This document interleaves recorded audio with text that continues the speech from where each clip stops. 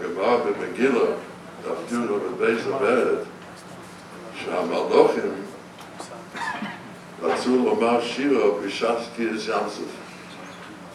אומר להם הקדוש ברוך הוא, מעשה יודעי טובים ביום ואתם אומרים שירה?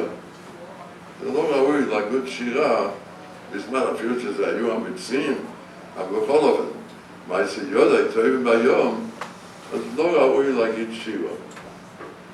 שאלה די מפורשת, הרי כלל ישראל אמרו שירה, עוד יושר.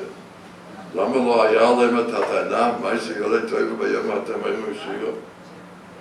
אלא על כוחו צריכים לחלק בזה בין בעל הנס והישועה עצמו למישהו אחר שעומד מן הצד.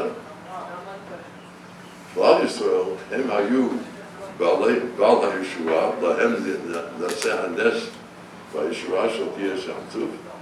אז הם חייבים להגיד שירה, אפילו אם יש שם עניין של מעשה יודעי טובים בים. או שיר על השם כגומר אלוהי. אם זה גומר אלוהי, אז הוא חייב להגיד שירה בכל אופן, בכל מצב. המלוכים עומדים מן הצד, עליהם אין להגיד שירה מצד מעשה יודעי טובים בים, אתם אומרים שירה.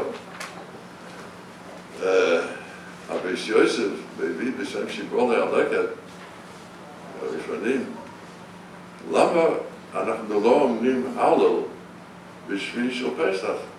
הרי היה הנס הגדול, הישועה הגדולה של קריאת ים סוף. אז למה לא אומרים הלל שלם? כמו שצריך. היה ישועה גדולה.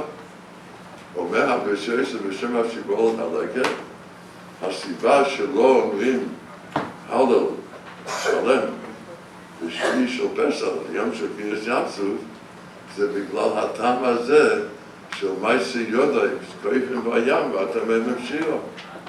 אמנם היה לנו ישועה, אבל היה מעשה יודעי טובים בים. אם כן, לא ראוי להגיד שירה. הרי בליל פסח אנו כן אומרים הלל, אף על פי שאין שם מעשה, שאין שם מס. גם כן נהרגו הרבה מצרים, כן? אלא מה? על כוח החילוק הוא, כמו שאמרנו, בין בעל הנס עצמו ומישהו לא בעל הנס. בליל פסח חייב אדם לעשות עצמו כאילו הוא יוצא ממצרים, אז אנחנו נחשבים לבעל הנס, או שיר לשם, גומר אלוהי. אבל בשביל של פסח, לפי אביס יוסף בשם השיבולי הלקט, שאומר שלא אומרים הלל בגלל שמעשה יודעי טובים בים, על כוחו שאנחנו לא נחשבים לבעלי הנס של קריאת ים סוף. זאת אומרת, יש חילוק בין יציאת מצרים עצמו בליל תשבות, חייב אדם לעשות עצמו כי הוא לא יוצא ממצרים בלילה הזה, מה שהיה בשביל של פסח, לא נחשב שאנחנו אמרנו את הים, אין חייב אדם לעשות עצמו כי הוא לא עבר את הים. האמת הוא שזה די מדויק בתפילות מערב, שאנחנו אומרים בגן ושחס. במערב אנחנו אומרים, אחרי פרשת ציטוס, הוריש לנו ניסים ונקמה בפרעה, הוריש לנו ניסים ונקמה בפרעה, המוות בונו בגזי ים סוף עשרות פיהם ועשרותיהם בכתב וסדיבה. כשמדברים על יציאת מצרים, מדברים אנחנו, הוריש לנו ניסים ונקמה בפרעה. חייב אדם לעשות עצמו, הוא יוצא ממצרים. כשמדברים על קריאת ים סוף, מדברים עליהם. כי אין חייב אדם לעשות עצמו, כי הוא לא עבר את היום.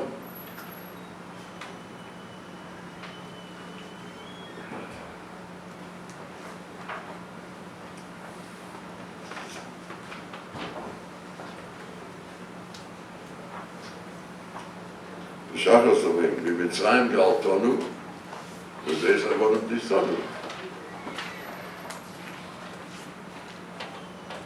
בידידים העברת, ויחסנו מים צורם, אותו דיוק. כשמדברים על הגאולה, היציאת מצרים, גאלתנו, חי ואדם ליאוס עצמי, הוא יוצא ממצרים. כשמדברים על קריס ים, מדברים עליהם.